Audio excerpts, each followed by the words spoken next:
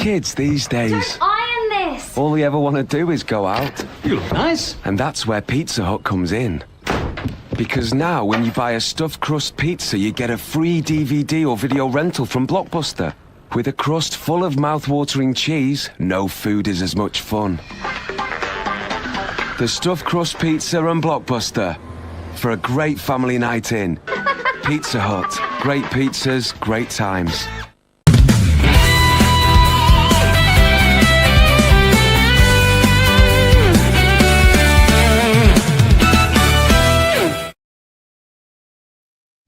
I think that we're missing an extra crash of the guitar on that theme. It's growing on me. I just think it needs a bit of extra.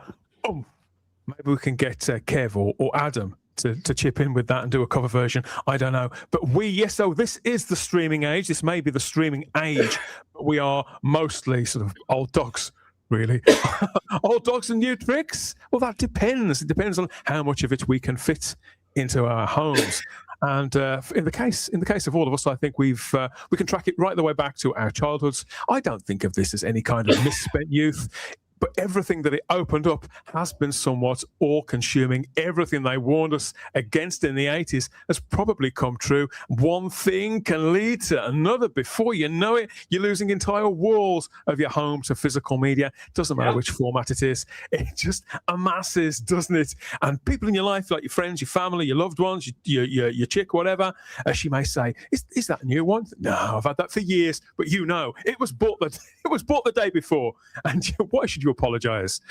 I don't look at this as hoarding in any way, Kev. I view this as being learned in the realms of all things physical media, whether it's movies or TV, whichever region you are in. There's always a state to get into when we press play on any of these bad boys. So I have recently, after decades of collecting physical media, I have joined the 4K revolution, and that's sort of where all this is coming in, really. Me getting up to speed, comparing notes with you guys, and seeing what's what we've bought, what tales we've got to tell, what we've been watching, or what are we hovering over, ready to weigh up whether we're going to add it to our cart from the list of upcoming releases. So I'm Dan Hadley, Birmingham's king of the geeks, and this in, I don't know what you'd call him, in anamorphic widescreen here, the assassin of the aspect ratios.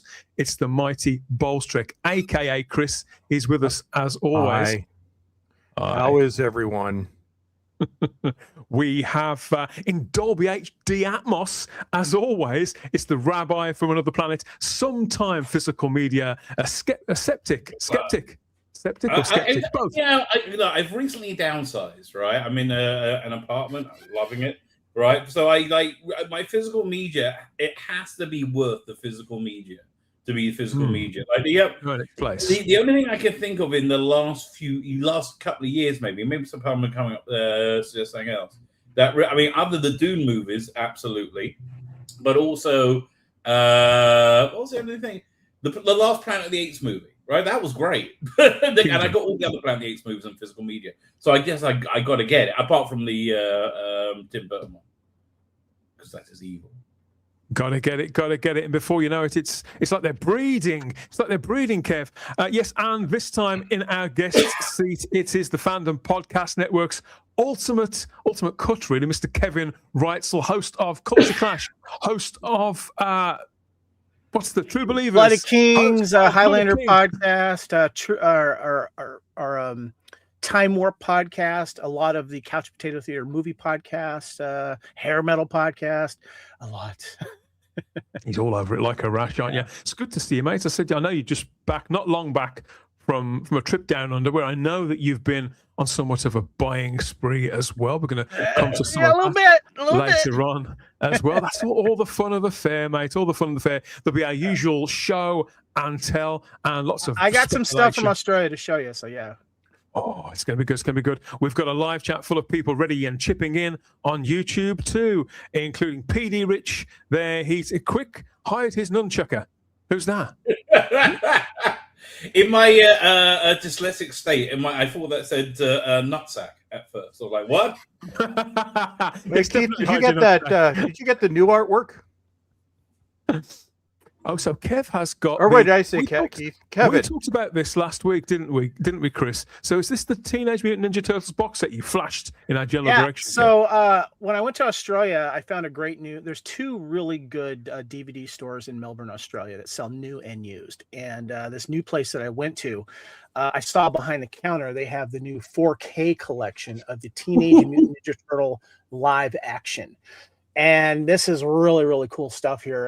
And I asked them how much it was, and they said it was like $149 Australian. Sounds Now, about for right. me, with the price difference, our U.S. dollar goes pretty well with against it, so it would have cost me maybe about 120. But I found it on Amazon in the States instead, and I ordered it while I was over there for like, I want to say like $55 for this entire collection here. Good for you.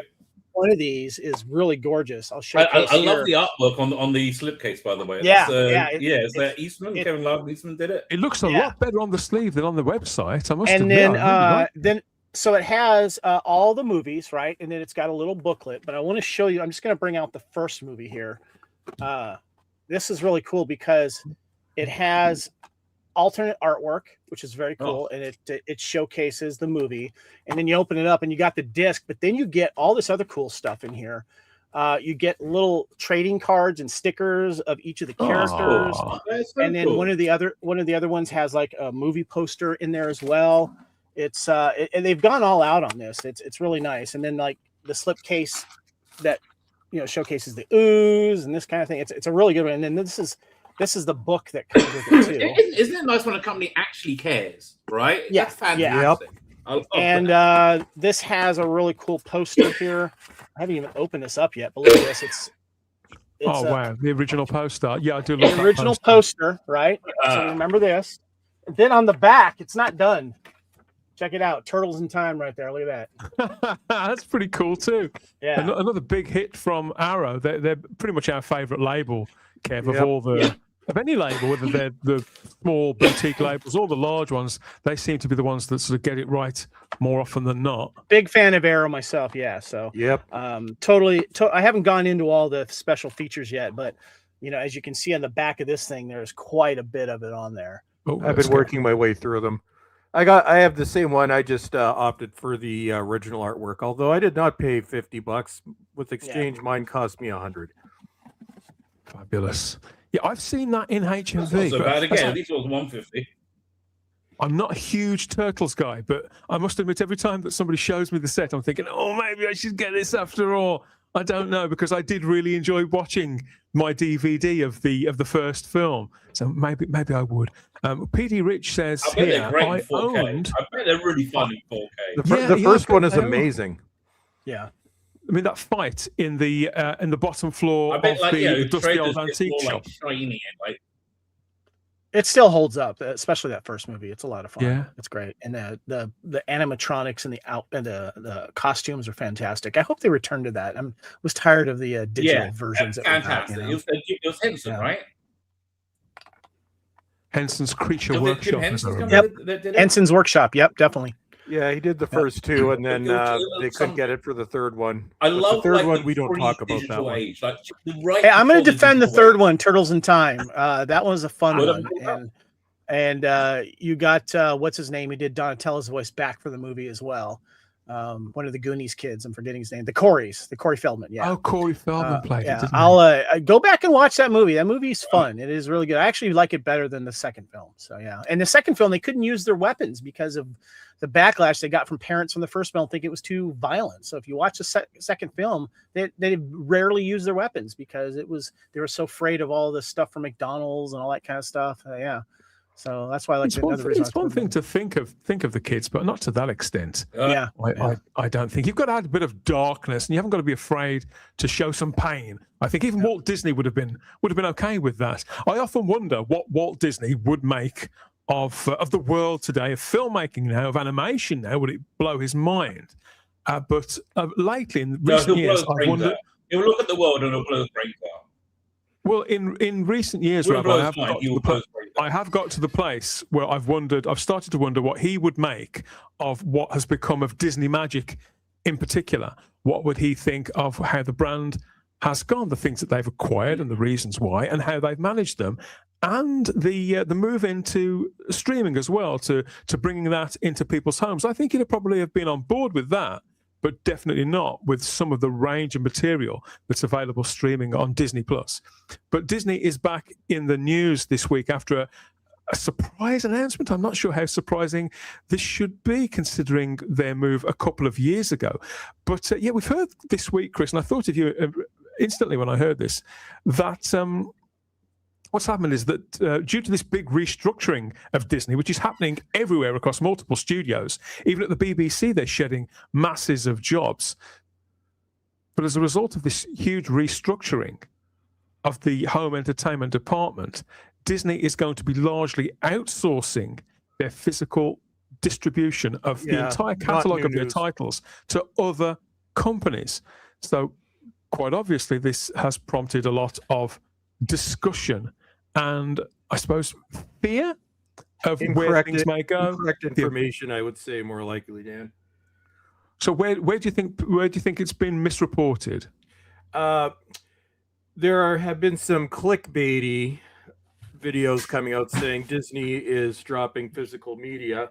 No, and this is if you'd followed, or well, if some people putting out their clickbait content had actually been following the story. We'd known about this for about 2 years. It was expected because it was 2 years ago that Disney outsourced most of their physical media to Sony. Yeah.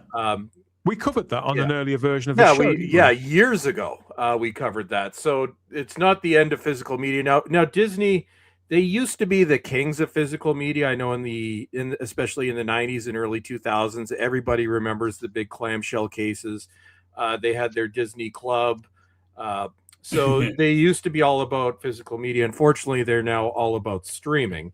But they haven't cared about physical media since Disney Plus launched. It's basically an afterthought. So it was outsourced to Sony 2 years ago. The one thing I do not like about Sony is their tendency to release insanely overpriced 4Ks and Steelbook only. That's sort of a pet peeve of mine. But no, Disney's physical media department had already been hollowed out years ago. It had been on a skeleton crew. So when we talk about the 1,000 people that were laid off at Disney, it was across all departments. There wasn't a lot let go from their physical media section because there wasn't a whole lot of it left. So they're even when you look at any of their major releases, most of that is largely distributed through Sony now anyway. So I'm not surprised that Disney finally cut ties to that department. I will say once again, the worst thing that ever happened in the history of physical media was the Disney acquisition of Fox, because a lot of those titles are still in the Disney vault, and it's only the big hitters that we've seen come out on physical media or on 4K, but a lot of that stuff is lost. Like one of the quintessential physical media TV shows probably after Star Trek was the X-Files. Those are now all out of print. The amazing Blu-rays and the original DVDs, I think they're still out of print. So sorry, Kevin. No, I want to piggyback on what you're saying because you bring up a good point there. One of the things I collect too is 3D movies because I still have a 3D movie and 3D players and stuff. And there's a high collectible market out there. And I've joined a couple of Facebook 3D movie collectors. And a lot of the stuff that Disney has released has been 3D over the years. And what's been frustrating is that they're still releasing several of their movies in 3D. Like they're going to release The Mandalorian Grogu in 3D. But they don't release them on physical media here in the States. Really? And no, not years. A lot of people have to go to Japan, which is where you have to buy that stuff, and you're going to pay a pretty penny for it. I bought Daredevil Wolverine for like close to like $80 just to get a 3D version of it. And I was looking at like Zootopia 2. You have to go over there for that. And so it's frustrating because like they'll still release in the theaters in 3D. And we were surprised. And I think it had something to do with the contract that we're actually getting Avatar 3 in 3D. And I pre-ordered that through, I think it was not Amazon, but you can. I think it was through Walmart. But we were wondering, like, well, now that that's owned by Disney, now are we going to get that in 3D? And there might have been something in the contract with Cameron, like these Because have to be released in 3D. Cameron's always been a big advocate of 3D, Yes. hasn't he? Yeah. Yeah, he exhibits far more control over his physical media releases than probably any other director, which is both a good and a bad thing. Except maybe Nolan. I know Nolan might Yeah. have some, taste in that as well, or he has some muscle regarding his physical media. Yeah. He wants to make sure it comes out in physical media because he's a big fan of that. What's that war movie? The Dunkirk movie on 4K? It's stunning, right? 1917. That release is just absolutely sumptuous, right? I love that movie. Sorry? So all you're saying, By the then, way, Chris, Paul, do you know why Sony only releases... I'm sorry? Hello? Oh, I think my connection might be a bit off. Can you I hear hear me? you. No, I hear you. Yeah, we hear you. All right, fine. Sorry. You know why Sony only releases 4K on expensive steelbooks? Well, yes, It's a it makes policy a they lot of have. money. It's called that they're cunts. Well, Yeah, they are totally at least, well, cunts. here's the one nice thing, and I'll be very frustrated when they stop doing this. They've been doing that with the back catalog, which is why. And in Canada, these things are horrifically priced. We're talking like $80, and I'm sorry, I'm not spending that for a 4K. Lionsgate does this too, but at least with newer movies, they will release their overpriced steelbook, but you can still get a standard 4K. They don't even do slipcovers anymore, but you can still get the regular 4K. So I will get that. I have never been a steelbook fan. I prefer slipcovers.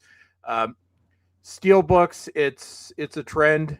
And some of the boutique labels, Trash Factory being at the top of this, have started first releasing whatever they put out now in steelbook. I'm like, I don't want that. I have no interest in your steelbook. Just give me just the regular thing at half price in a case. I'm like, it's all profit for them because it does not cost them an extra $40 to make a steelbook, but it's all profit. It seems to me they're often exquisite. I mean, this Fantastic Four First Steps, in particular, I think this is beautiful. And the ones that I've seen, Kev, for early seasons of The Mandalorian, and I think they've put one out as well for a couple of the subsequent Star Wars shows. They're playing catch up. I think that there's like a buffer, isn't there, whereby they have to be like 3 or 4 years old. So I don't think Obi-Wan's out yet, but I think that the Boba Fett show is, and those early Mandalorian seasons. And they're all Boba Fett's not out yet. books. We're waiting on that one. Yeah. So, isn't it? So they're lagging some way behind. But that just back up sort of what Chris and the Rabbi was saying. Rather than getting the Boba Fett season. So I wanted to. You guys brought it. All of you, rather than getting the Boba Fett season. I'm sorry. What? It feels like I'm like you can't my connection. Okay, okay. Everybody, the Rabbi is clearly experiencing a somewhat of a lag. Could be down to the sandstorm. So, so please, apologies everybody on YouTube. We'll no doubt just give him a few minutes. He'll catch up with us. Okay. He's gone again. Give me a sec. I'll be back. One second. I wanted to showcase a steelbook that I got because a big problem with steelbooks. If you could, so I got the new Ben-Hur steelbook release here on 4K. That looks nice. But the problem with steelbook collectors, if you ask people, and my friend Lacey and I were discussing the same problem we're having, is these damn J cards that wrap around the top or the bottom of it, and then so when you open up the packaging and you put this on your shelf, you have this weird J card just hanging out there, and you don't want to destroy it. You don't want to fold it up and put it in a way. And I've seen J cards for sale by themselves on eBay. Yep. So Lacey, my friend Lacey, told me about this. She's part of our network and co-host here about these steelbook protectors, and you can get these on Amazon. They're these little plastic covers that cover the whole thing. I've heard about these. And if you see right there, it protects it, and it doesn't take up much more space on this. And you can include then the J card in this. And I just got the new 4K release here because it comes with a digital code as well. But you can put it into these things, and they're collapsed when they come, and they have a little like film protection over them. You just got to peel them off. And I started doing that for my 4Ks. I just picked up these Spaceballs Spaceballs, the UHD on 4K. I did the same thing, and you'll see I have the plastic covering on it to help protect it. This one didn't have the J card; it had the slip cover, which I obviously prefer. But it's such a nice addition. It was big enough, these protectors, to put it over the whole thing. I've seen these, Kev, and they even do them. The same people manufacture them much deeper. I mean, there's a certain British science fiction series that we don't talk about on this show, but they put out box sets of really, really deep, and the same people make sleeves that accommodate box sets of that size. So I was wondering about these, how durable they actually are. And from the way that you're holding that, it looks like there is some depth to it. Yeah. It's I've been very happy with these to protect these, and especially to keep the J cards in order on your physical media. And on Amazon, I bought a 48 pack for $30, and it's been well worth it. And I'm going through old ones here. Like I found this cool version, this metal steel book of Salt, one of my favorite action films, and I got a protection for it as well. So yeah, I've been debating doing that mainly for Scream Factory, Arrow, Vinegar Syndrome, basically anything that I have limited edition now out of print slipcovers for. It's on my list of things I will do eventually. Yeah, but yeah, it's actually that's a great idea for the steel books. I have like shoe boxes where I've been throwing the cards for years just so I don't lose them. Particularly, Chris, if you can still see if any of them are embossed in some way, or they've got like a matte, a spot varnish finish. If you can still see those added details, I suppose. Well, how many times have you gone to a thrift store, an op shop, a cash exchange store, and you see a steel book that's used and it's scratched up? You know, quite a lot. And that always bothers. That stopped me from buying certain editions because it's been damaged and I may not have it. I'm like, I don't want a damaged version that's all scratched up. And so that was one of the pet peeves. And I'm glad someone was thinking ahead and produced these. So I highly recommend it. And I also highly recommend. Really cool. Yeah, you know, I done it for all of these here. So yeah, and a few others that I'm starting to do as well. So very nice. Oh, Kevin, how's the release of Spaceballs? I've been debating getting it. Oh, you should. It's loaded, dude. And it also, you know, what's funny is I'm one of those people that will also customize their collections. Like if there's something in the new 4K or Blu-ray that the DVD doesn't have, I'll buy like empty cases of 2-disc Blu-rays and then make my own double disc Blu-ray so I can save that disc. And this one has a nice slip cover for the Spaceballs, as you can see here, and on the back it's got a plethora of listings there. And then it comes with one disc. I went to a 2-disc version and just so I can add my old Blu-ray in here, and it's got a lot of cool stuff in here. And both the Blu-ray version and the 4K got a nice little Spaceballs poster. My old Blu-ray had the bumper stickers. So I like that you're coming up with your own ways of housing everything, so you don't have to throw away stuff that you might regret losing if you trade. You'll notice in some of the new 4K releases, there's like nothing on them. Like I got the new Tommy Boy on 4K, and there was no new special features, but the Blu-ray and the DVD had stuff. And so you should say that. I've got something to show you later on, which I wanted to ask all of your advice about. Something that I picked up. I made my own little double DVD Blu-ray disc, and I order on eBay empty cases of 4K and Blu-ray that have 2-disc versions, so you can just slide the old slipcover into the new one, then add your extra DVD or Blu-ray. We're getting some great tips here, everybody. We've got some questions here in the live chat specifically regarding the Disney story, but we're straying into that territory. We're straying into that territory too. Christopher Barker asks, what if no Blu-ray or 4K of Toy Story 5, Avengers Doomsday, etc.? I don't know if this question was asked already. So what if there's no Blu-ray? You'll get your... I couldn't care less about Toy Story 5. I've never even watched the first one. Avengers Doomsday. You know my thoughts on that one, but no, that will get a 4K release. It may be a very lazy 4K release because their 4K releases now largely are just no slipcover eco cases just thrown together without extra to be spoken of.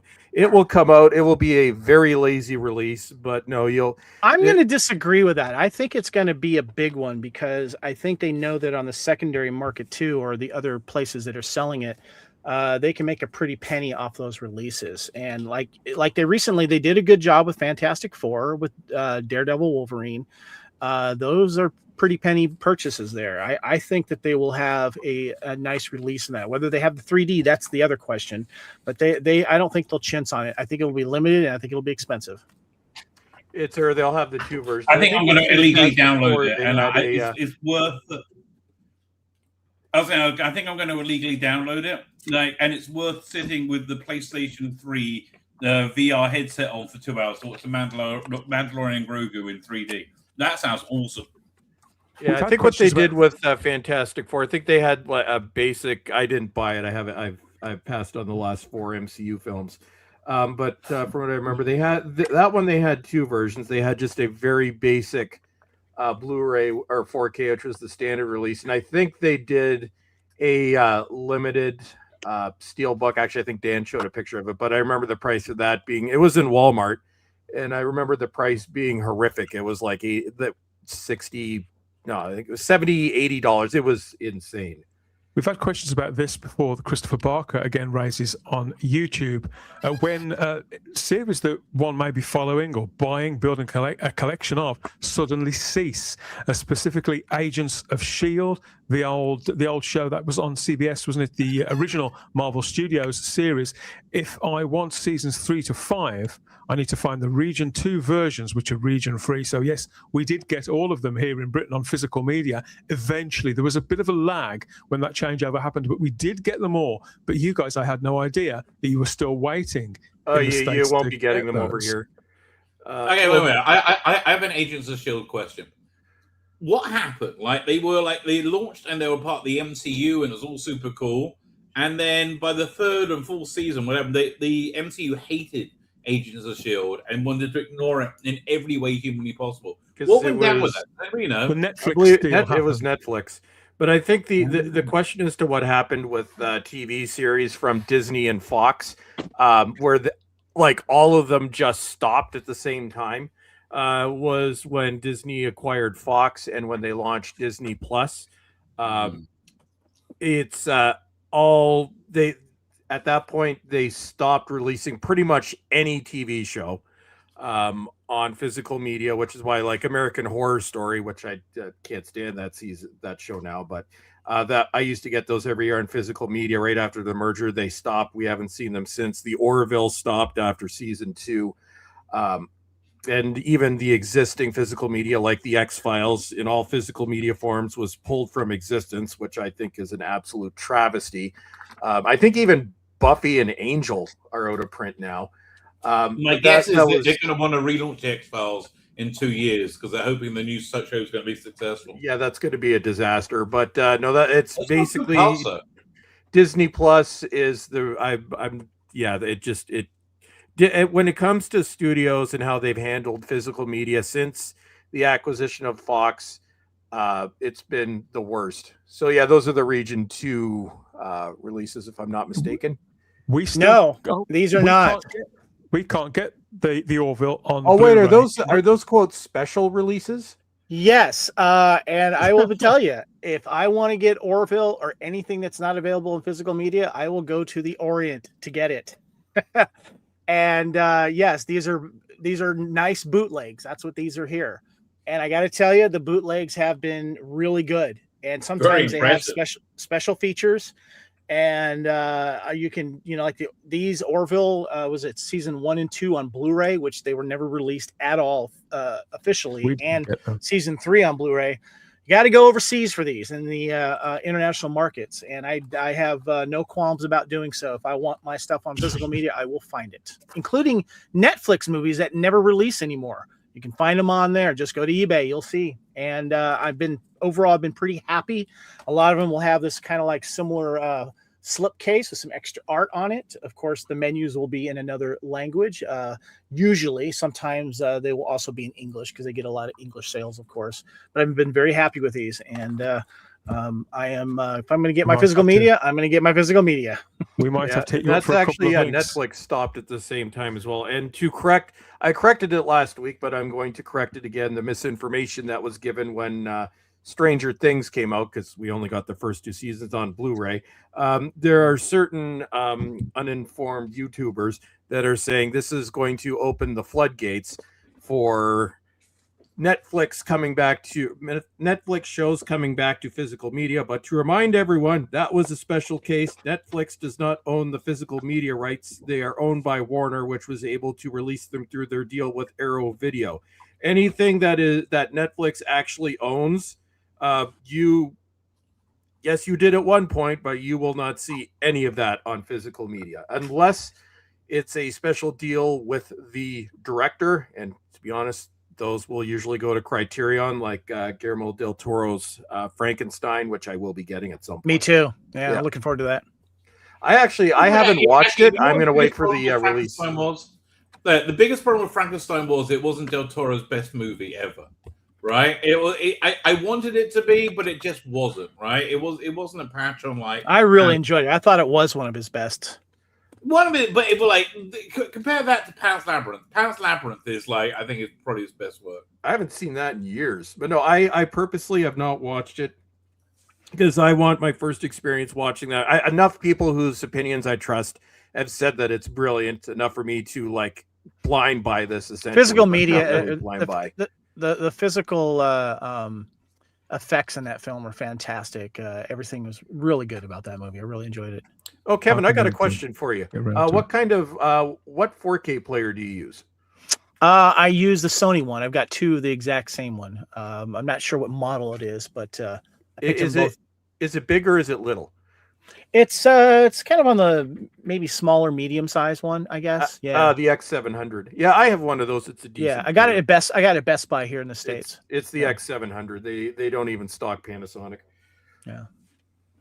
As regards the Disney stuff that everybody's getting their knickers into a twist about, everyone, it seems, Chris, that it's simply the mainstream media picking up on something that we were talking about a long time ago, or maybe reheating it because they'd simply forgotten about it in the 2 years in between. I was going to say think of the kids, but kids don't really know what discs are. Just looking for clicks, Dan. That's all it was. I was actually getting genuinely pissed off because there are a number of YouTubers that I do like watch. I haven't covered physical media on my channel in about 8 years. I kind of just follow other people now.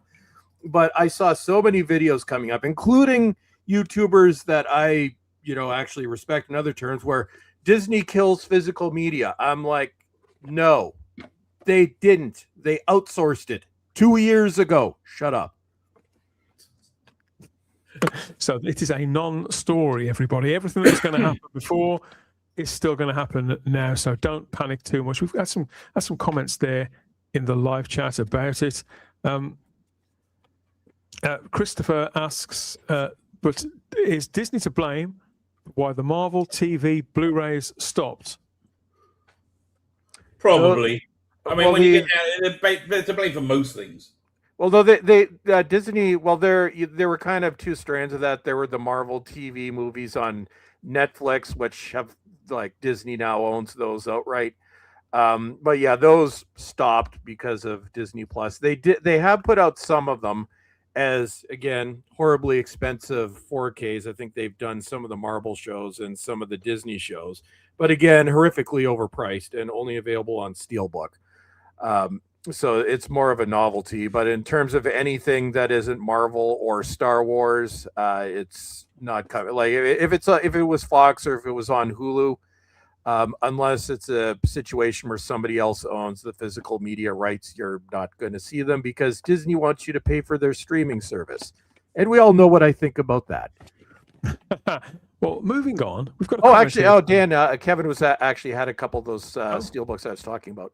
Oh wow, glorious! But again, I beg of all of you, right? Rather than watch Book of Boba Fett, go to get the Kai Patterson edit of the Obi-Wan Kenobi show, Book of Boba Fett, and I think he did The Mandalorian. His edit makes it really good. It makes it like a new Star Wars movie. and it really is condensed it down to a feature. Well, yeah, I mean, listen, okay, with the Obi-Wan one, he makes Obi-Wan Kenobi the main character, which is good. He makes Laura Ingram like a side. What's that? Moses Ingram. I mean, like a side character, which is what you're supposed to be. And then you get to see what an awful actress she is, because you can't really tell because there's so much of her performance. So he completely reworks the context of like Baby Leia's cut out as much as humanly possible. I'm a purist. I like the bad with the good. You know. Oh God, no! I enjoyed Book of Boba Fett. It had its weak moments, obviously. Oh, Book of Boba Fett was weak, but there wasn't really the first half of that Book of Boba Fett was really good, including they did the flashback one where how we got there. The stuff with the Tusken Raiders. Stuff with the Tusken Raiders is nothing to be overlooked. That was good Star Wars there. No, but I'm saying. The Kai Patterson cut of Book of Boba Fett is in 2 volumes. The first volume is like a really insanely cool Western. Like it's paced like The Good, the Bad, and the Ugly. It's huge. But it gets bigger as a motion picture. It's really worth checking out.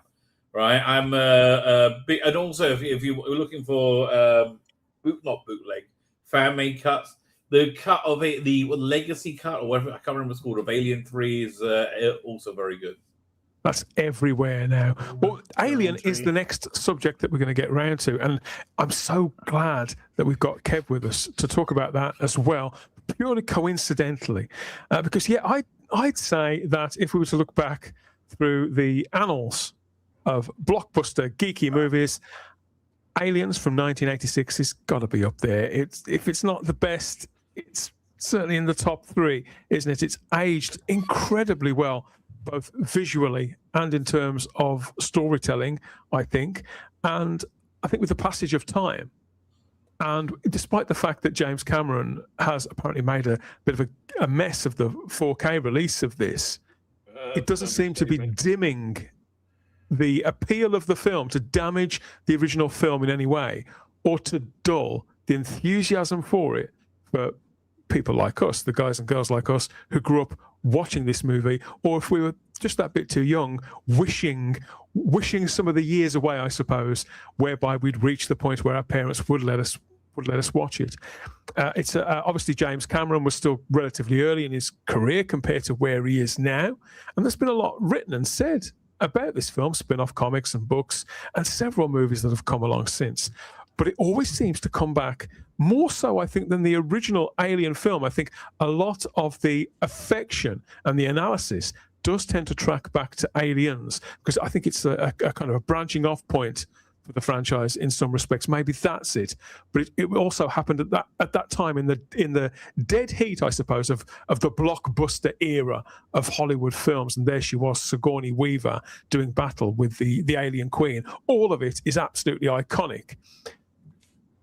As is the case with a lot of these franchises that we love the most, the fans, we don't take any of this stuff in sort of passively. We've got to find a way to channel our affection for it, our obsession for it, Kev. And that's what's happened with a special release that's called Aliens Expanded, which originally came out a couple of years ago, didn't it? And I'm not sure if it was certainly not a broad mainstream release that had broad publicity attached to it in the way that Alien films do. You know, these are always big tentpole movies, even the small ones. But I remember reading about this, wondering exactly what it was, and then sort of, to my shame, forgetting about it and just going to watch Aliens again. I rewatch these films all the time. But Aliens Expanded is something that you were involved in pretty early on, wasn't it? Yeah, I'm glad you came to me for this because I'm your guy on this. So, yeah. This company called Creator Vic, who does a really good job of doing documentaries, and I'll touch on a couple of those that I recommend afterwards, but they decided to dive into aliens, and they did a really, really good and a very thorough job. And it was interesting because they kind of put out the information saying, we have this documentary, we've started it, and we've gotten interviews with certain people. And if you want to get in on this this where you can pay a certain amount of money to help fund it, and then you get your names in the fan credits, and there's certain tiers. And I'm like, well, I got to do this. And so I talked to my wife about it, and I said, look, let's get it on the tier. I think it was like around $130, right? And basically what it means is you get your names on the credits, and then you got here, let me show you what I got here as well. I got a t-shirt as well, an Aliens Expanded t-shirt. I got that. Got an Aliens Expanded poster as well, which is the Blu-ray that you eventually get. That's the poster that you get. I got a patch. I got a certificate. I got a bunch of other cool things in it. As a backer of the project. Yes, basically. But what was cool about it is they kept teasing little interviews like a week at a time of who they got on the podcast or on the documentary. Finally, they said, and we've got Sigourney Weaver. Sigourney Weaver's on this. We've got James Cameron. James Cameron's on this. Anyone who is basically alive now is on this documentary about aliens. And it was like overall the initial release it says here 282 minutes. So that's a lot. And then there was some additional stuff. I couldn't work out, Kevin, initially whether the film itself was being expanded or whether it was being sort of EFAP'd and broken down into tiny chunks. Well, it is. But to clarify, every chunk is super fascinating. Okay, to clarify, the movie is not on this. The movie itself. Okay, it's all new special features. It's stuff that probably should have been on the Aliens 4K, at least some of it, And these guys went all out, and they released it, and they had a deadline, and then finally they would release it to you. But you also got a digital version of it as well that you could download, and then you got the cool packet of the T-shirt and all that kind of stuff, right? But then they weren't done with that. Okay. Then they decided the following, like 6 months later, they had more, right? And that is the Aliens Expanded Collection Edition of more special features right here. And you could order this as well. And then for those of you that bought this, they also, in addition to sending you this, right, they sent you a cool new slipcase that held both of them together. The only way that you could get this and still get this is through Creator Vic online, Creator VIC online. They have a Facebook page. They have a website. You can't get this on Amazon unless it's someone else selling their own copy. And if you go on eBay, you're spending over $100 just on one of these slipcases here. And so we'll have to make a note of that Creator Vic. Yeah. And if you guys are curious, on the Fandom Podcast Network on Couch Potato Theater, we did a Couch Potato Theater Celebrating Our Favorite Movies podcast on Aliens and our thoughts on the original version of the Aliens Expanded documentary. And we go full deep into this thing. And they do a really cool job. Not only do they talk to the people behind the scenes and the people that worked on it, but they kind of follow the movie chronologically, especially with all of the actors that are in the movie. And like when the first Marine dies, they'll interview that person and they'll talk about their death and their scene and that type of stuff. It's really, really cool. I haven't even had a chance to go through all of this yet. It is the second disc is like another 4 to 6 hours of more special features. It is crazy. There's like one that's 58 minutes. The initial release, Kev, was 2 years ago. Am I right? Yes. Yeah. 2024. There's a brand, and now it's the 40th anniversary of the film itself, of Aliens itself. They're putting out a new revised, repackaged edition. So I understand that there are some sort of alterations to the way it's presented rather than the material, but there's a brand new trailer to go with it, and we've got it right here to take a look at now with Sigourney Weaver, with loads of the cast, lots of the fans, and this is what Aliens Expanded is all about for everybody who's got questions about it there. Hi, I'm Sigourney Weaver, and you will see me in Aliens Expanded. Talk to me, Hudson! Multiple signals! Without a doubt, Aliens is the best movie that I've ever been in. We all knew that we had something. If you're gonna only be in one movie, this was the movie to be in. I don't think we had seen that in film before. It was so real. It's brilliant. It's so fresh, so exciting, so adrenal. Let's pack 'em in! Get on there! I want this thing to go smooth and by the numbers. Paxton turned to me and he was like, "Oh, dude, this is gonna be so awesome." This wasn't just a hit movie, it was something that would really endure. A phenomenal piece of filmmaking. I'd been on a lot of sets, but this one was the next level. In my mind, it was experimental cinema. Everybody thought I was nuts. Is he going to be casual? Is he going to be a monster? It's not easy to make a great movie. A little bit of abuse doesn't hurt. And it all just went dark. 6. Remember, short, controlled bursts.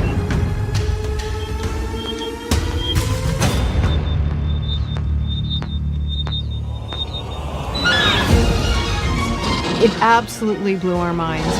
We were all cheering for Sigourney. She goes 100% feral. But she's got the gun and the flamethrower.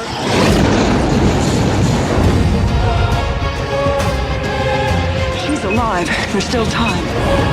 It definitely is movie history. It was a great time in my life. Get away from her, you bitch! I was born to make that movie. All right. Dan. Yes. So I want to clarify a couple things and mention Game something over, else. man. It's game over. Go on. So this 40th anniversary edition, just so people know, is basically a repackaging of this thing here. So if you have this, you don't need to buy this. It just has the cool new slipcover that says 40th anniversary for those of you who are interested. If you are an Aliens fan, this is a must-have. The interviews, they did not hold back on this. They went full. And what's great is usually when you see like a documentary, there's stuff that's on the cutting room floor you don't see. They threw everything into both versions of this, apparently. And there's so much to watch on this. And I did want to give a shout out to Gwagnar there in the chat. He says the same group did the documentaries In Search of Darkness and In Search of Tomorrow. And if Dan, if you could showcase my picture here, video, I have these as well. And you can go on to creatorvic.com and purchase these. In Search of Darkness is your greatest 80s horror documentary. And I remember these coming out. In Search of Tomorrow. These are already out. These have been out for a while. In Search of Tomorrow is about science fiction in the 80s and the 90s. And I gotta get that. Oh, my I God. tried to get this originally when the first Aliens expanded disc came out and it was sold out, but then they re-released it in the second version. And so I bought that and this. And I mean, and they're very extensive. They cover like, you know, every few years of the, like In Search of Darkness, the complete journey into 80s horror. They do docos right. These guys, Creator Vic is amazing. And Aliens fans, you got to get this. If you don't have the older one, get the 40th anniversary edition there. There is, if you go to the website, if you want to get in on this, there is a deadline of April 28th, I think it is. Check it out. It is very, very cool. Highly recommend it. So is this a full you haven't got to back anything and wait months and months? It's a straight off purchase, a one-off purchase? I believe so, because it's a limited edition. But what I did forget to mention though was that when we backed the original one, my wife and I got our names in the credit, and so when you watch it, you can see Kevin and Aaron Reitzel on there. I don't know if I didn't get a chance to go through what comes with the 40th anniversary edition. I think it's just a repackage. But if you don't have it, it's probably cheaper to buy through them than wait for the secondary market on eBay, because if you look under Alien Expanded on eBay, it's pretty expensive. I mean, I've seen this thing. It is fabulous beyond fabulous, right? If you are vaguely a fan of this movie, I don't often say this. This is a must-have. This is a must-have, right? It's fabulous. And you can watch it and rewatch it. It's like 4 hours worth of stuff. It's more than that. It's more than that. It's crazy, right? Yeah. And every bit of it's fascinating. There's no bit of it that you go, oh, I'm not interested. No, every bit, because it's all very personal. I love who was it? The guy who played Gorman, the commander who's useless. Remember, he's such a stoner in real life. Right, he is clearly like very high during all through that interview and very happy about it. Right, but it's so funny. They're very, very personal interviews. It's fantastic. Yep. It looks very candid, very professional. The entire thing looks proper. I would imagine these 15 are proper. hours of special features. 15 hours. It's crazy. That's a lot. That's a really good price. The $64.99 plus shipping. That is a really good price. I agree. I would jump on that if I were you guys. I am debating. I think this could be an essential. Gwagnar, watching on YouTube, also asks, are they working on the Thing expanded? The same team? Yeah, they I think the get in on the early deal thing is done. I think they're producing it now. But yes, if you go to Creator Vic, the Thing, if you're a fan, you will get their version of Thing expanded as well. So yeah. Going forward, I would give the Creator Vic guys all opportunities to do documentaries. They know how to do it right. Absolutely. Yeah, it's fantastic. Yep. It makes you wonder why, if you've got major studios, Rabbi, that don't want to make multi-disc sets in the way that Kev and Chris have explained. You get people who love to do it. That's essentially what happens on the BBC with their show that shall not be named. That was beautiful. Official licenses to create supplementary releases like this that needn't be. They're effectively that's a main feature in and of itself, isn't it? It's saleable on its own USP. So yeah, it could totally stand. It could totally stand alone from everything else and be mass released. I've no doubt that would do well. If they I believe Aliens Expanded was on a streaming service, wasn't it? I don't think I don't remember it hitting a streaming. I saw it somewhere. It might have been, but I don't remember that because there was so much to cover. But one of the things that I got a certain satisfaction about it, especially sharing this with my wife. I met my wife in London, and our first date was going to the Prince Charles Theater to see Alien 30th anniversary back in 2016. And we got matching Alien wedding rings. We got married on Alien Day. April 26th in Las Vegas. So it now stands for LV426 Las Vegas, so we got married there. But the thing that I really wanted to hear, and I got my wish, was when they were interviewing James Cameron. And I'm just going to go on record here. I don't care what version is out there. To me, Alien 3 does not exist in my head canon at all. And I don't care what version is out there. I hate what they did with that film. And what I love the fact that James Cameron could not believe what they did and how they destroyed characters that he worked on. I mean, if whatever version of Alien 3 is out there and Ripley still dies in the end and Newt and Hicks are dead in the beginning, I ain't watching it. It doesn't exist. It was a horrible every version. That's literally every version. And he says that he's a fan of Fincher, and Fincher was given something that he had to do. Basically, he loves Fincher's work, but what the writers did and what they did with that movie was an atrocity. And he backs it up by doing a podcast interview with Michael Bihn's podcast, which is a very popular podcast. He talks about the same thing, and they both hate Alien 3 for that reason. So I don't care whatever version comes out. I will never ever watch that movie again. It is one of the worst sequels of all time. I find it worse than Highlander 2. Let's put it that way. Okay, Highlander 2. You've got to check out the re-edit. Rabbi, you're talking to the wrong bloke. Kev fronts I like Highlander 2.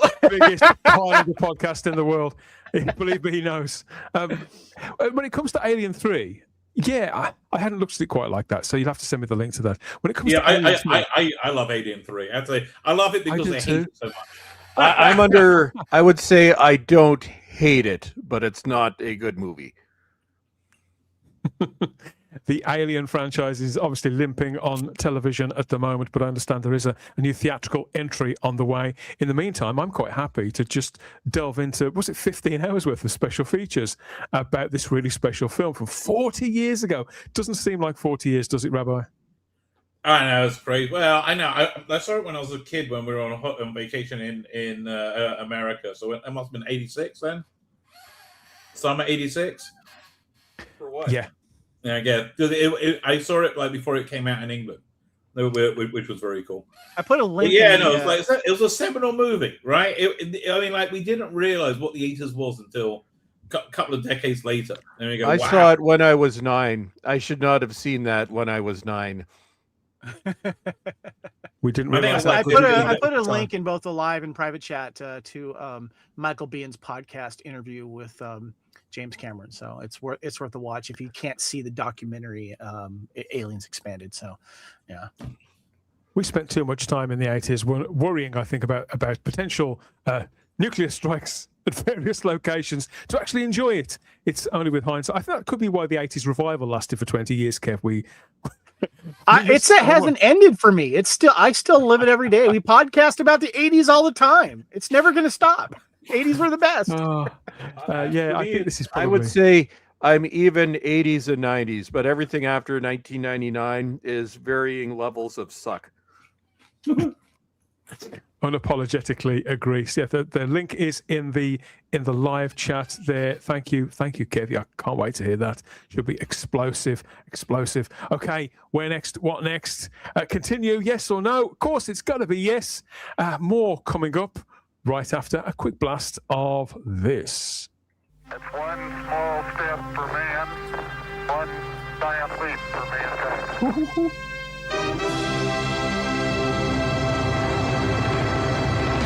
I would have stayed there, you know. But there's just no atmosphere. Whoa! Once you've got it on scotch, you've got it. Welcome back, everybody. Absolute blast there with the Scotch guy. Did you have the Scotch guy in the States, Kev? Do you recognize that? We did, but we never had anyone as hot as that working behind the counter of a video store. I'll tell you that right now. I did. Yes, the video station there. Whenever we have to try and find out whatever happened to this girl. We'll have to try and find out, won't we? And what film are they watching? Is it Trances, something like that? Looks like a video nasty or a near nasty. But yeah, this is where we talk about our various selections, what we've been watching, buying, pre-ordering, anything we've got into our lives, whether we've been thrifting or hitting the boutique labels for our next movie night watches. This is where we compare for better or for worse. Obviously, results will vary on most of these releases, and there's no accounting for taste. Everybody, don't be a movie snob. Just because one of us may have bought Mamma Mia, here we go again. It's no Pierce Brosnan's in it, so it's okay. Dan, I own the first one. I would not lower myself to get the second one. I've never even seen the second one. My daughter was named after the film Mamma Mia. Mia was named after that. Yep, so I've got a soft spot for that film. Anyway, yes, so, oh God, this will be, the ABBA haters will be in the live chat now. No, we have to fight them off.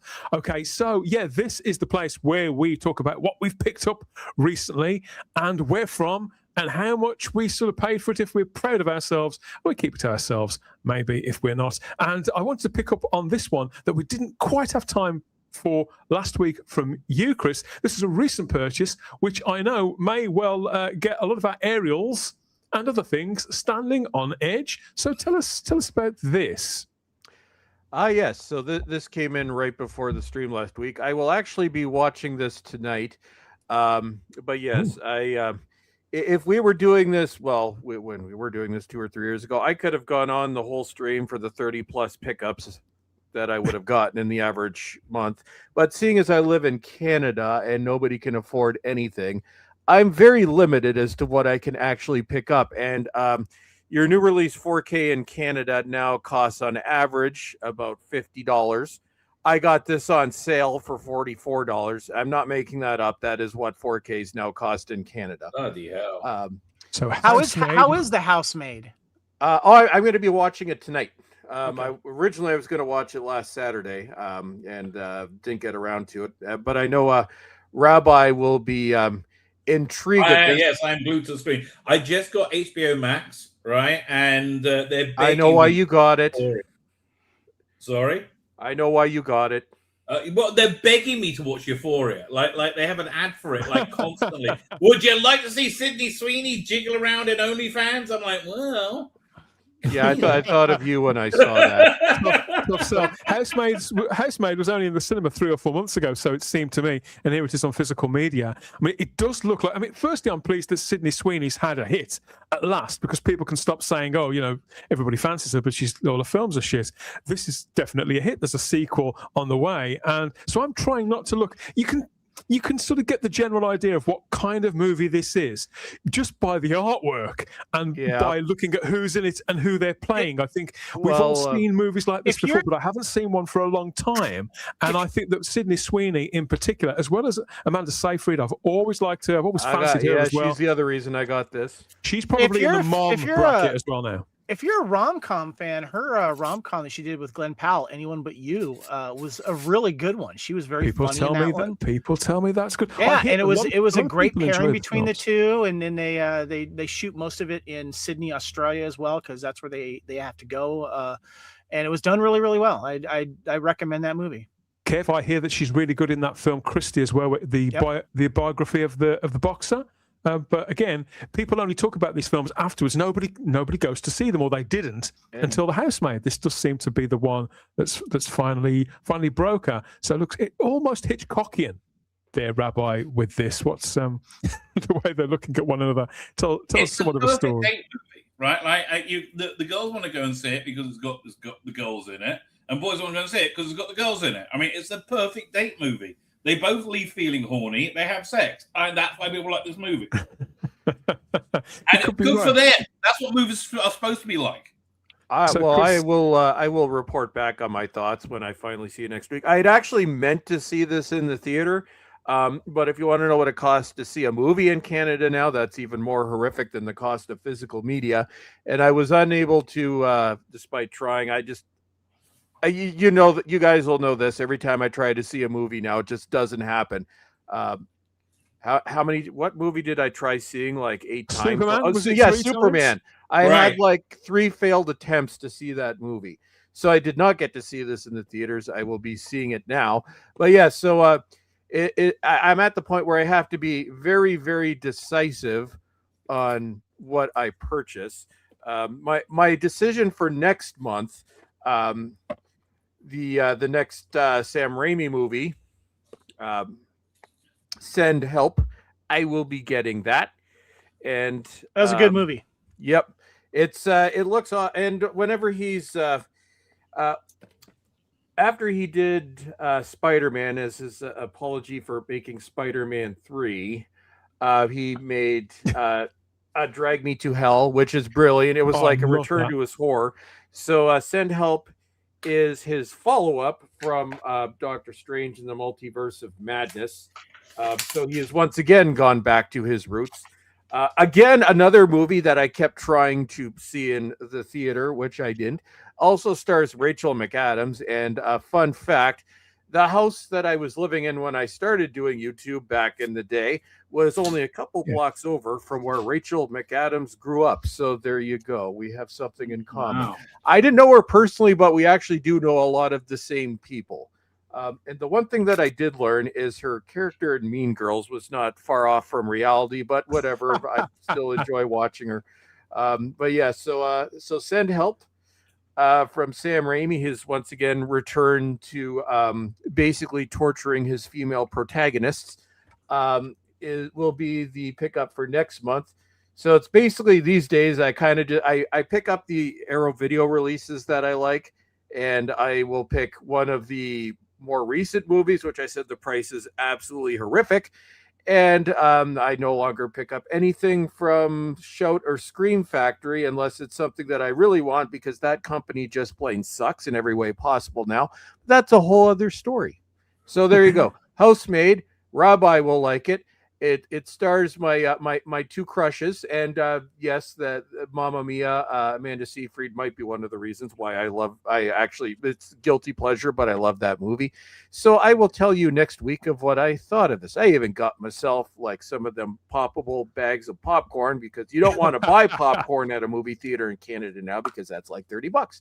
So yeah, this will be tonight, and so that was my other pickup.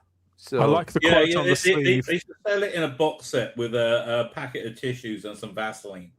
I like the quote on the sleeve. Steamy, twisted, and demented. Sydney Sweeney is also back, Rabbi, advertising once again. I'll buy it. I don't care what it is. I'm buying that. That's good. I want that. There she is. So this one was it's all shorts this time. So she's the perfect shorty, apparently. I don't think anybody's going to argue with that, are we? No, we're not. It's all there, everybody. It's all happening. So obviously we're big Sydney Sweeney fans here on the show. We've been behind her the entire way in the nicest possible way. We have very much so. And also, I would recommend, if you haven't seen it, I am the only person that likes this movie, but Immaculate, where she plays a nun. And she wears a nun costume the entire movie without makeup. And somehow she's still hot as hell. I'll be back. Don't worry. Okay. I still fancy Julie Andrews from back in the day, thanks to the nun costumes. Yeah, so good stuff. Best. The Housemaid, I'll definitely be watching this. And I like the sound of that Sam Raimi film as well. Obviously, Rabbi, we have been speaking for months and months now about all things Star Trek, haven't we? And I understand that you've scratched the only physical media that I really want to get right now is Picard season 3. Just because I've seen it so many times, I feel like I should own it, right? And yeah, the amazing they put out one thing, but no, I was talking to you this week, right? Because I was sitting. Yes. See, how did you take pictures on my masturbatory fantasies? I don't know, but I'm glad you didn't go for a few frames later. So I figured we'd talk a little bit of Trek, considering it's physical media, and that's very, very physical. So what we've got on screen now is almost as sexy as what Kev is holding up. What have you got there, Kev? This is the Steelbook version of Picard season 3, the final season. I also did pick up the entire series as well. But the third season is really what matters, and I did want to keep the Steelbook, and I got to get one of those protectors for the Steelbook and the J card. I'll be putting that in this one as well. But yeah, huge fan of season 3. The sights and sounds of the Star Trek universe. When it comes to physical media and the Star Trek movies, I think that my collecting kind of started with those films. Those and the James Bond films, piecing them together because I see them out of order. I wanted them definitively and uncut, Rabbi. Now, of course, I don't have to rely on ITV. You can stream these at any time you like, or you can pick them up on physical media. But you have been reconnecting with Star Trek movie this week. I was very much enjoying a very good wine, Petit Verdot, right? And I said, well, what goes well with this?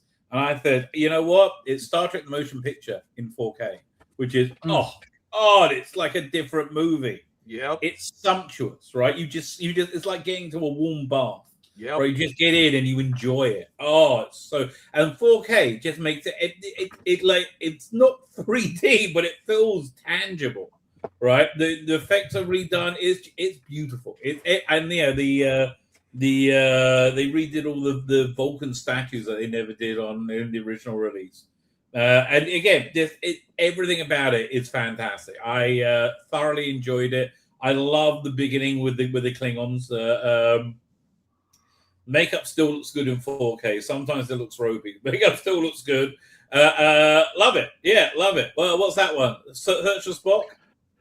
This is my favorite of the original cast, is the Undiscovered Country, because it includes a director's cut and theatrical cuts, and I had to get this in 4K as well. It's gorgeous.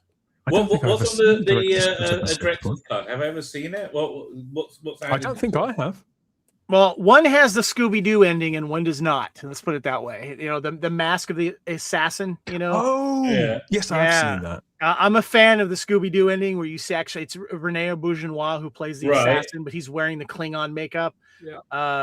So this so has got over. Director's cut, or that's the theatrical cut? I think that's the director's cut, if I remember. Fine, I've definitely seen that. Okay, good. Yeah. Star Trek: The Motion Picture. We've talked about this several times in various different sort of capacities, both as a film with its own as very much a sort of lightning bolt in between Star Wars and everything that sort of came after it. It sits in a very precise place, doesn't it? So in movie history, in Star Trek history too, of course. And everything about this film sort of takes me back to being about 6. Star Trek: The Motion Picture, or I prefer the title that it had in Germany, Star Trek Der Film. Der Film. That's like Der Film. You will enjoy this movie. It was I really like it was that. the one Star Trek film that I found for like many years I ended up hating, and now I love it. I don't know. It's the one big crime they did was introduce rainbows into the Star Trek fucking universe. I think it started there. It started there. The thing about it is, I think that it's part film and part experience. Yeah. The whole thing. I think, in a sense, it was sort of IMAX before, 20 years before IMAX was invented or whatever. Yeah. And a lot of the visuals that are in it are probably you could re-release this now in whatever cinema with whatever spec, and you'd probably still blow people away. I think the same could probably be said of 2001, the Kubrick movie, and probably Clockwork Orange, talking about Kubrick. But this is like a weird fusion of 2001 and Star Wars, right? It like pulls into it's like somewhere between the two. It's a weird film that I wasn't sure I liked for years, but now I'm with you, Chris. This is a big favourite of mine. So, what did you notice this time, Rabbi? Was it just the clarity of the 4K that brought everything more to life? And did it expose any limitations in the way? No. Something didn't expose it, and it made things better. Like when the clouds disintegrated in the Federation Station at the beginning, right? And there was always this one wee little guy in a space who goes going along, and then he sort of like cut off the edge of the belt or whatever he was on, right? When they filmed it, because it was like so they redid that shot, and now he's like tumbles into space right at the end. Everything looks better. The Kubrick-esque visuals in the second half certainly it's fantastic. Right? Listen, don't do drugs. That's bad. Drugs are bad. But if you get some really good weed and watch this movie, you might have a good night. Okay, that's all I'm saying. He's suggesting people self. He's suggesting no matter how much fun they are. No, it doesn't matter. No, don't matter how much you'll enjoy it. Don't do drugs. Are you suggesting that people self-medicate whilst watching? Absolutely not. In 4K? Absolutely not. I would never recommend such a thing. But again, if you're going to drop acid and watch a movie, this might be the one to go for. That's all I'm saying. I've bought this film at least 4 times. So the original VHS tape, which was in 4:3, and then I bought a further VHS release with a nice red arrow at the top to tell me, sort of like a flash at the top, saying it was the expanded TV version. I think this thing lasted about 3 hours. But even that wasn't in widescreen. I bought another one which was in widescreen. Then I bought a DVD of it, which was really bare bones. And then in 2002, I bought the DVD, the double disc DVD of Star Trek: The Motion Picture, the director's cut, which has been my prized sort of possession ever since. 24 years of service for that release, and I thought that's pretty impressive. And every time I watch it, I'm still impressed by what's on it, how it sort of takes you away and captures your imagination. But obviously times away. Blimey. Oh, there you go. Did you get this version here on the DVD double set? Still have this one. That's the one, but the UK release is a slim release, but it's a 2-disc release. I used to have some region ones in those kind of boxes. I'll tell you a sad story about that one. So I used to have that plus the special edition DVDs of all the movies. And remember when Paramount put out their the only Blu-ray release they ever had, which all of them are awful.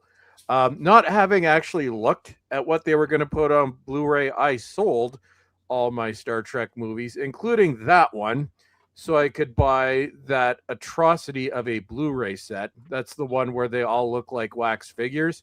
That was like 2009, so that was like 17 years ago, and I still regret it to this day. It seems like those crimes are now being accounted for. The score is being settled.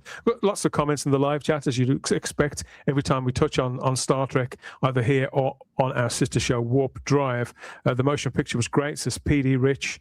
I have the Admiral Kirk, Colinar Spock, and Scruffy McCoy exclusive 6 1/6 scale figures. And they are awesome, says Lord Thoth. I just need the Enterprise captain's chair to put the Admiral in, I presume. Yes, all good. And Power Ranger Donnie says the opening credit sequence for Star Trek: The Motion Picture was originally to be inspired by Superman the movie. So you're saying it inspired it, or was inspired by it? Would have been inspired by, I guess. Because it was a couple of years after, wasn't it? I think it was or a year later. And Christopher Barkus, as a friend of mine, has every Star Trek show and film on Blu-ray and DVD. I've got quite the Star Trek collection myself, but I don't think I've got everything. I haven't got Section 31. Christopher, I am your friend then, because, well, I would say real Star Trek. There's modern Star Trek that I do not have. But yes, for modern Trek, I have Picard season 3, which I consider the Next Generation season 8. And I have the 3 seasons of Strange New Worlds because it does have good episodes. Anything beyond those 4 seasons, I will not acknowledge. I got the Lower Decks complete collection, which I'm a huge fan of the animated series. I thought this was a lot Gary of fun. Akers has persuaded me to yeah, I might. It gives a lot of love and respect to of Star Trek of the past, and a lot of references, a lot of Easter eggs. It is so much fun. I had to pick up these. These are there's 2 steel books with the complete series, 1 through 5. Okay, my big problem with this show is, and I couldn't get over it, is I hated the main character. Are you supposed to hate the main character? No, I mean, it's one of those things where you get kind of used to the character as it goes along, because there's other characters that are also kind of funny and entertaining. And then she goes, at least she goes through a growth later on, and she kind of mellows out a little bit. So, yeah. A lot of people I know who are Star Trek fans and physical media fans talk about how their collection started with Star Trek, and specifically with this release, with saving up their pocket money for this retail release of Star Trek 2. I remember that one. Yeah, everybody had it. The problem that I had with that one, Gary, is the artwork, and actually the first version I had was the CED, which had that amazing artwork that has been used on most other releases. I never understood why for the VHS, at least the original release, the later one had the good artwork, but why instead of that artwork they went with screen caps and the title. The only time they did that, all the other Star Trek movies had the cool artwork. This one, for some reason, they did that. It's a curious. I mean, I love the cover, the fact that it's a photo montage, all laid out in sort of higgledy-piggledy style. It's so mid-80s, just the same as this advert. I mean, it's just absolutely glorious, beautiful, beautiful stuff. So I've been thinking about sort of double, triple, quadruple dipping on the Star Trek movies for quite some time, and after listening to the rabbi talking about it earlier in the week, I did, and I have, everybody, I have. So I've been out to the shops, and because it's coming up to my birthday week, this is a treat to myself. So I went into HMV, and they'd got, so I picked up Star Trek, the motion picture there from HMV.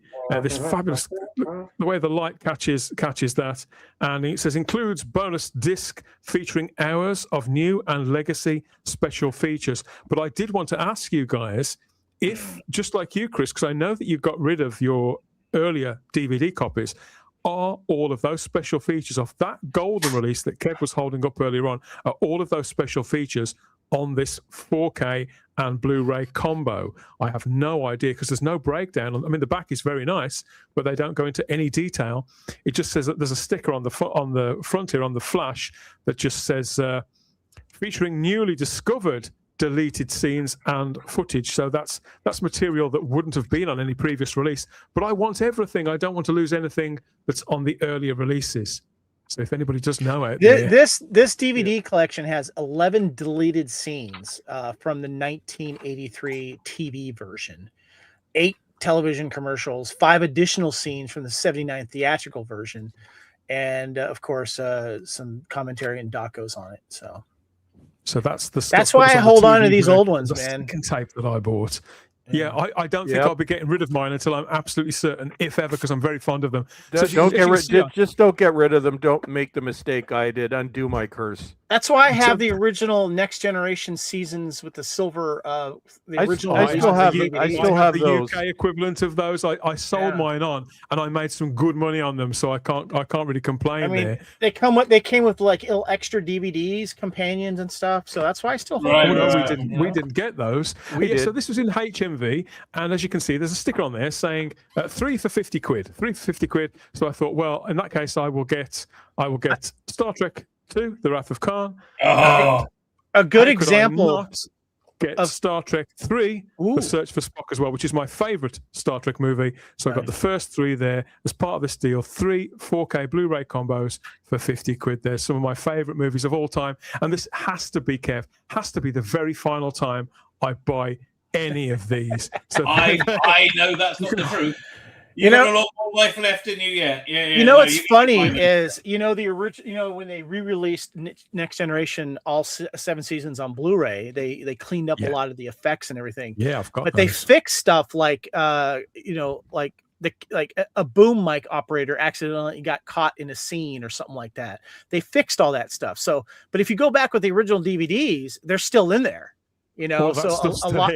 Yeah, so that's why I'm happy I caught that stuff. Well, one thing I've noticed about my Blu-ray set is a few of the discs actually, and this seems to be the case with a lot of several of the Paramount releases. If you buy the complete series set, it's the same issue with my Twilight Zone set. Some of those discs have gone bad, which is one of them is Darmok is unplayable. So one of the reasons is I keep my original silver sets. Because I want the original versions as they aired, but also to watch episodes that I could no longer play on my Blu-rays. I don't know what you did, Paramount, but why are your discs exploding? PD Rich says they still haven't done the director's edition of Star Trek 6, and the director's cut is on this one, if that's what you mean, PD Rich, is on this new 4K release. So I'm not sure if you're referring to something that's different, but the theatrical version and the director's cut is on Star Trek 6. I was wondering what was different about this giant box set that came out a few years ago that Keith Isles, Home Media Minefields, Keith Isles, he came on and sort of waved this at me a couple of years ago, and I was dead jealous. I never bought it at the time. I think it now goes for silly money, but I did wonder what was in it, Chris. So what am I missing out on? But it's a giant box. I would have struggled to have fitted it on my shelves anyway. That's what I told myself at the time. So I'm quite happy with this new 4K release that I've picked up. I don't, Dan. I won't look at what was in it because I'm like you. I opted not to buy it while it was still in print because it was very expensive. Now I kind of wish I did because it would have looked really nice on the shelf. So I'm not going to look at what was in that set.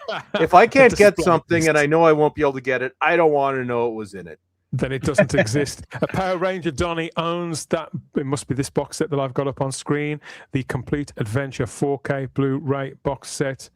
Christopher Barker says, I'd get the director's cut of Star Trek The Motion Picture on Blu-ray. Yeah, a Blu-ray edition, a pure Blu-ray edition is still available. Yeah, PD insisting there that the director's edition of Star Trek 6 hasn't been done. But no, it is in that release. I think there's special editions of most of them. Doug Drexler said they made the colorization of TNG red. Did they? I don't know. I mean, we had Robert Meyer Burnett on the channel a few years ago now, and he supervised the special features and worked on the restoration of that. So nobody's more meticulous than Rob when it comes to these things. So I can't imagine any great crime was the committed. Colorization red.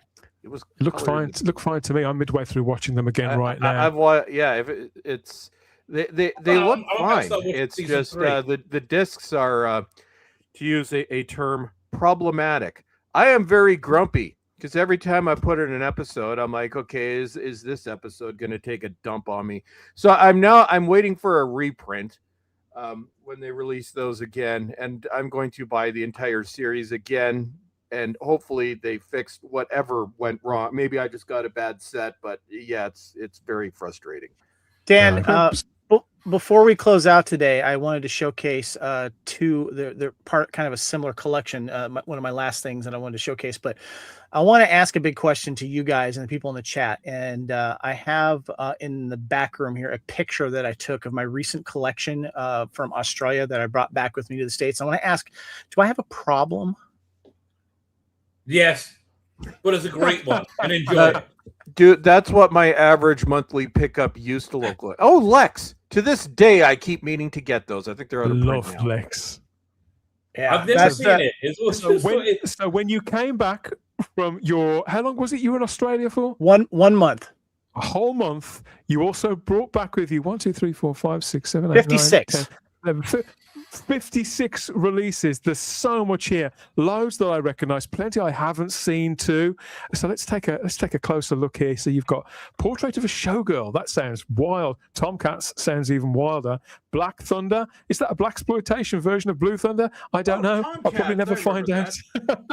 There's some great titles in here, Kev. So when you bring back a haul like this, where do you even start? Do you just put them all in a bag and delve in and pull one out in the nicest possible way? What I do is I stick it in my carry-on luggage so that it doesn't get lost. Yes. And then I use the CLZ app on my phone that keeps track of all my physical media because I can't always remember what I have or what edition that I have. And you can use it to scan the barcode and it usually comes up, or you can do a custom entry. And you can also edit whether or not you've put in an extra disc or not. If it's 4K, it's Blu-ray. And there's a couple of great the cash exchange stores I love going to because I get some good deals on stuff there. And I found a couple of great DVD stores in Melbourne, Australia. And I'm also doing a podcast on 1996 month by month. We're talking about all the movies that came out in 96. And I picked up some 96 films there as well, including The Quest with Jean-Claude Van Damme, Extreme Measures there. That. Yeah, a bunch of stuff there that I have not seen as well. And I picked up The Saint on Blu-ray, Weird Science on Blu-ray. I only had them on DVD. Oh, I love Weird Science. And I only noticed a couple of 3D movies there. Kev, my eye is drawn to the shelf, the row on this image that we're showing up on now on YouTube. The row from the bottom. You've disavowed Alien 3, but you've bought Alien Resurrection, sir. Explain yourself. Oh dear God. Yeah, so I'm a defender of Alien Resurrection, and here's why. If you think about it, she's a clone, so it's not tied to anything in Alien 3. And it's basically an alternate universe when you think about it, because it takes place way in the future and they find her DNA and make a clone of that character. And there's some Clancy Brown's, there's a bunch of great like character actors in that movie that I thoroughly enjoy, and it's a very big guilty pleasure for me. And it's basically a standalone, if you think about it, it's a standalone Alien movie, because nothing after it happens. 100% it is.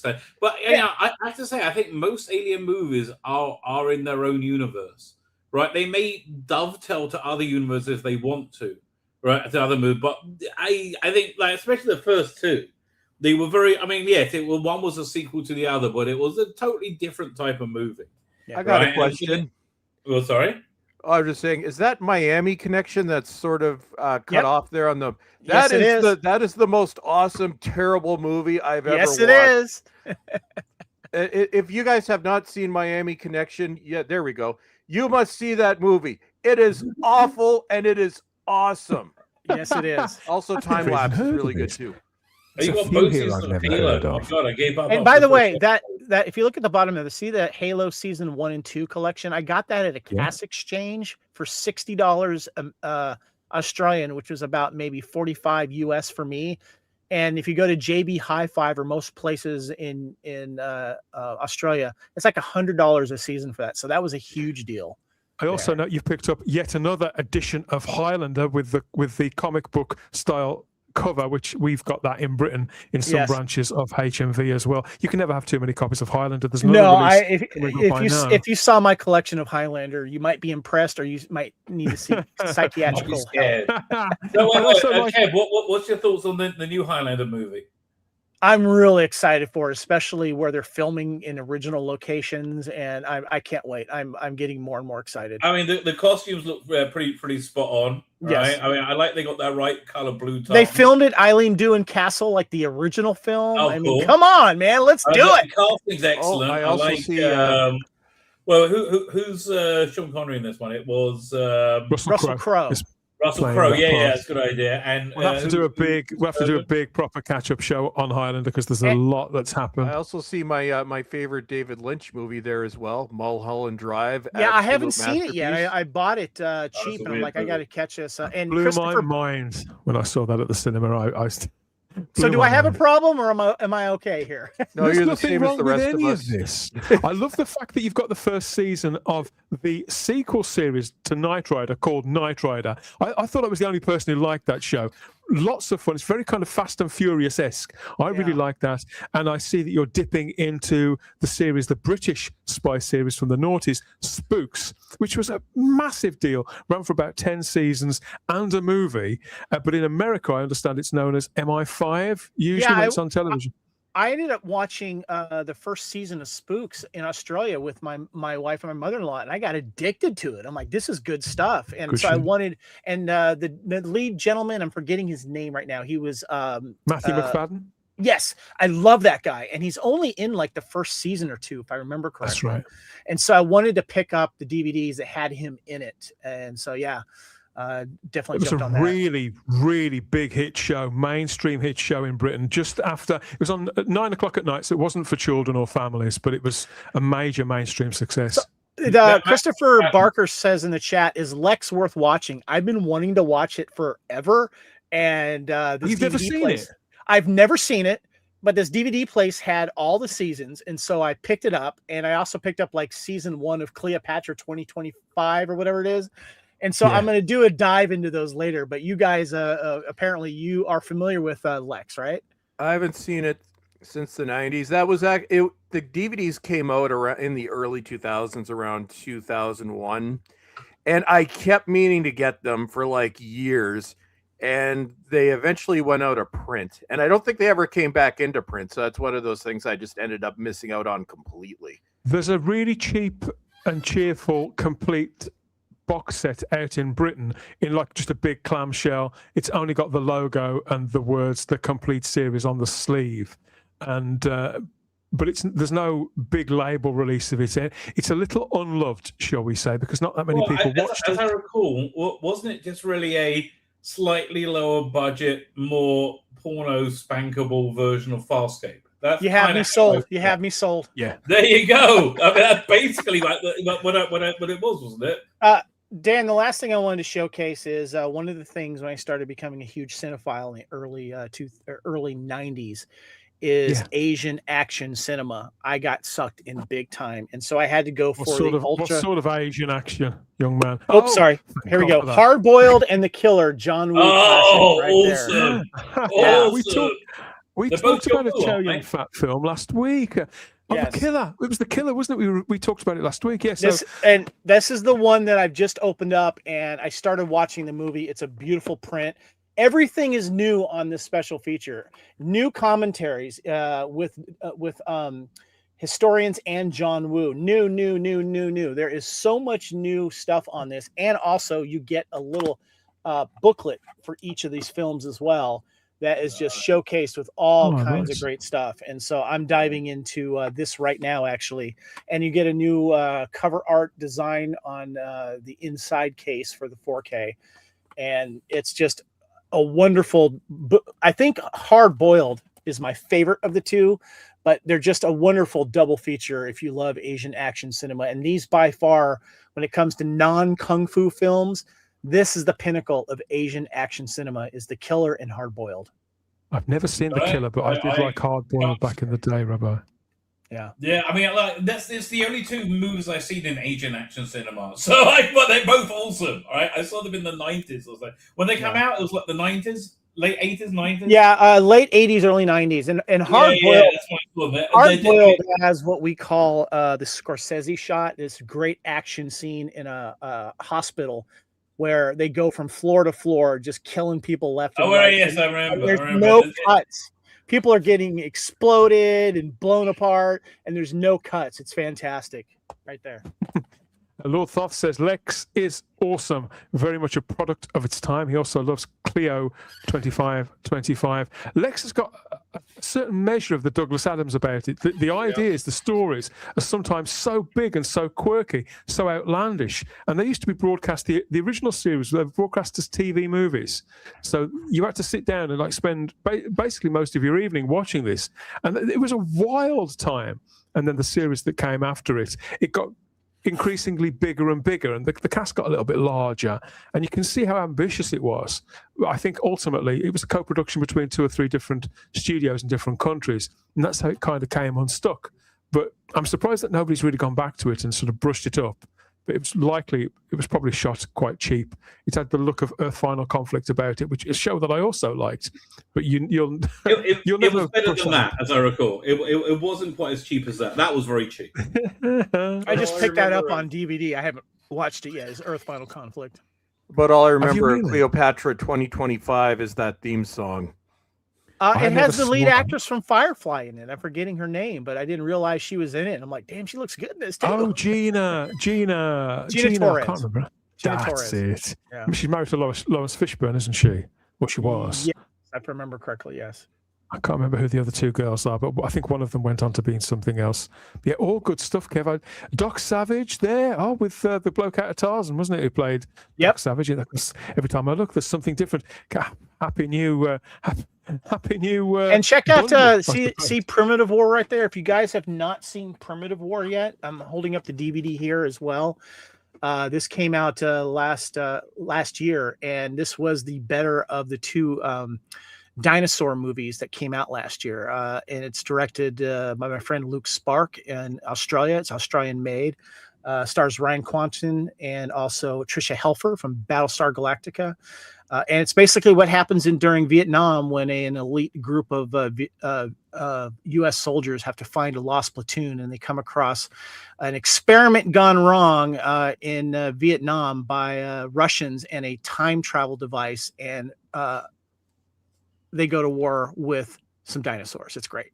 When you first told me about this film, I thought it sounded brilliant. I still haven't seen it. I'm going to have to buy it. It's just come out. I think it's just come out in Britain. We can finally get that now. So yeah, check it out. Primitive War. It's great. Excellent stuff. What a roundup of releases. There's one more thing I wanted to tell you about, actually, Rabbi, come to think of it. Something else that I bought, because car boot season has started again. So all the things that people chuck out they don't want anymore, going for as little as 10p or 20p sometimes. I know you're a big fan of this. I managed to pick it up this was 50p for the complete series of Brave New World. That's awesome. That series. Love it. I bought it too. Absolutely awesome. One of the best adaptations. The sexy one from Downton Abbey is also in it. Yes. I can't remember what her name is. Jessica Finley Brown or Brown Finley, one of those 2. I loved this show when it was on, and I've never seen it. You can probably get a Blu-ray. I've never seen one. I've never seen the DVD until this jumped out at me in a box at a car boot sale. I had to buy mine in Australia. It wasn't released here in the States on physical media. I had to buy mine in Australia, and I love that series. 2-disc sets as well. Lots of British and American actors in this. Demi Moore's in this for about 10 minutes. She's in it. It counts. And Han Solo Jr. is in it too. But he's great. I think most people are brilliant in it, Rabbi. Because I think you and I, at the time, Kev, when this was on, myself and the Rabbi talked about this all the time, and it felt like we're the only 2 people in the world who liked it. So it's good to find the third one. Great future sci-fi in a what-if situation. It's fantastic. Very, very clever show. Awesome stuff. Oh, what a show. And what a show we've had. What a show we've had this time. Thanks for having me on, man. This is a blast. Let's look in the live chat. Gina Torres, Victoria Pratt, and Jennifer Sky. Pratt went on to, God, you can't say the word Pratt without sounding like a Pratt. Pratt went on to season 5 of Andromeda. Yes, I didn't see much of Andromeda either. I watched Earth Final Conflict all the way through, and I really liked that, but I never really saw much of Andromeda. I'm going to give that a second go, because I do like anything. I started watching it. It's really good. Yeah. It is good, is it? Yes. Okay. I'm about I think 10 episodes in on the first season. Didn't they get rid of that alien in Earth Final Conflict in the last season or last 2 seasons, or replace them or something? Well, I don't want to say in case Kev wants to watch it. So, but there was lots of characters that came and went in that, and there was lots of. You've got to feel that they revamped every year. Yeah, and initially that got on my nerves, But by the fourth or fifth season, I got to like it. It felt like, I think it's because the conflict itself started to deepen as well. Even though the show was so cheap, it didn't feel like they were doing it just because certain actors were or were not out of contract, or somebody had annoyed a producer or something like that. There's some good people in it. The girl who played, in the Highlander the series, Kev, from series 2 onwards, the dark-haired actress with the bobbed brown hair, she plays a doctor in Highlander the series. Yes. She's in a final conflict for 2 or 3 series. Oh, cool. And so she's in the mix. There's lots of people that you've seen in other things. Anne Ramsey, I think, is the character's name. And that's Highlander. right. Yeah. That's it. Or Anne something. Yeah. I like that actress. She's good. Yes. So, but there's lots of people who were in other things and out of other things, and Majel Roddenberry's in it too, and I think Marina Sirtis was in 1 or 2 as well. Lots of cameos and things like that. It's a fun show, and I've always thought that Andromeda looked along similar lines. I think it's made by the same people. I can't quite remember now. Thank you for the comments, everybody. Filling in some of the gaps. Oh, don't bring up Mutant X, Lord Thoth. We'll have another 10 minutes on that as well. Another terrible but kind of good show that I couldn't stop myself from watching. It had Lex Luthor from Lois and Clark as the sort of Charles Xavier figure, leading a team of mutants in an X-Men, a shameless X-Men rip-off show. It was cheap and cheerful. I think that's how you got to look at these things, isn't it? Cheap and cheerful. We're going to stay on target, though, and blow this thing and go home right after we have a quick blast of this.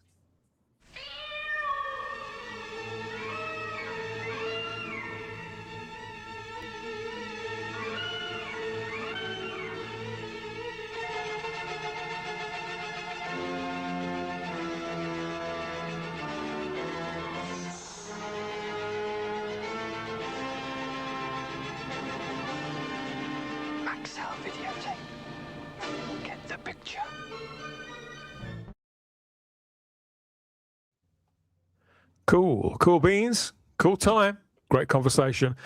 How do you think it's shaping up so far, everybody? Our Physical Media Nights. This is our second dedicated edition of 100% Physical Media Talk on YouTube there with a live chat. Thank you, everybody, for chipping in. For all you people who are here for the Star Trek, there'll be more Star Trek coming up soon. We haven't abandoned Star Trek, but we're going to be mixing it up in this slot from now on. So you'll get a bit of this and a bit of that and a bit of the other.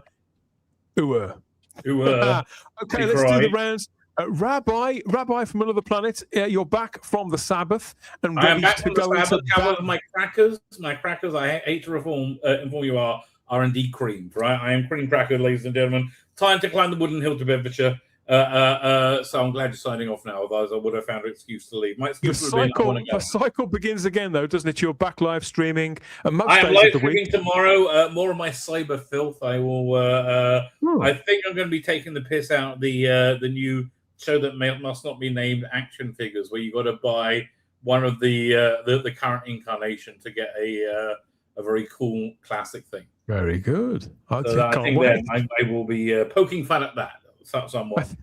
I think I know the show you mean. I think I get the general gist of it.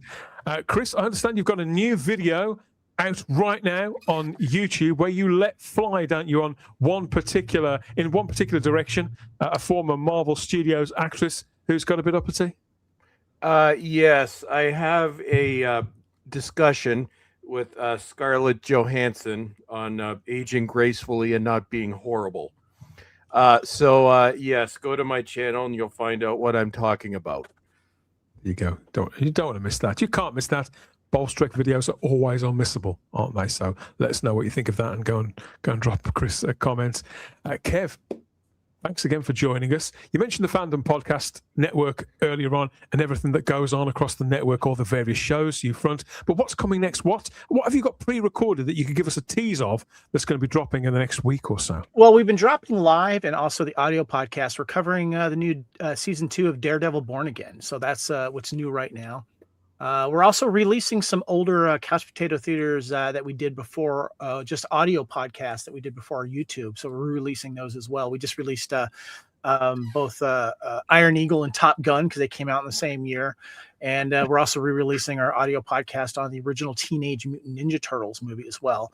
And we also are currently releasing, we're going to record in April of 1996 Time Warp. All 1996 films are now 30 years old, and we're talking about all the pop culture in and around that as well. And we got a new episode of Bloody King's Highlander podcast coming out as well. And we also, our recent one that we did, you were on there. We did a reaction to all of the new stuff that was happening with the new filming, and that was going into production. We had you on for that. That was a lot of fun. So check that out. There's more coming out every week, isn't there, Kev? Yeah, I know. We'll probably be doing another wrap up of it as well. But you can find me at Spartan_Phoenix on all of the socials, and of course the Fandom Podcast Network. Subscribe to us on YouTube. Dan's on that show on that network as well with Type 40 and stuff. So please do that. And thanks for having me. I really appreciate it. I hope I qualify for physical media.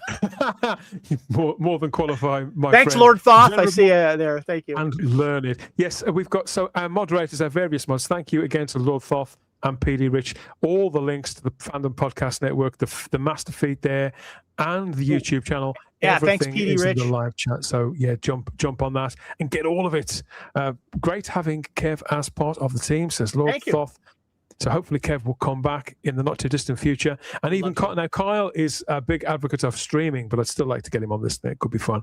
I love season 1 of Andromeda, says Lord Thoth. I own several props from that season. Drops that bombshell before we go. I don't know. But I'm going to be perusing the shelves over the next week or two. It's my birthday. That's my excuse. It's my birthday coming up, Rabbi. So I'm going to treat myself to a few bits. I would love to go physical media shopping with you in the UK next time I'm there. That'd be so much fun. It'd be a laugh. I could take you into some proper nooks and crannies and meet some very unsavory characters. Yeah, nice. Even better. When you stood on a farmer's field at 6:30 in the morning, haggling over a box set of Downton Abbey, you know you've got a problem. But thank you, Kev. Maybe one day. So yes, my thanks again to the Rabbi from another planet, to Chris, aka Bolstrek. Cheers, man. From the Fandom Podcast Network, and everybody watching out there. More fun and games to be had. We won this time. I think we beat physical media. We beat our hunger for more, and we're triumphant as we head back to the stands. Thank you, everybody, for joining in on this, I think it's the most low effort but high spec new physical media show to hit YouTube and podcast feeds. More coming up soon, but for now we're off into the sunset. Whatever you're going to watch for the rest of the weekend, I hope you enjoy it, and we'll see you for more of this next time. Bye bye.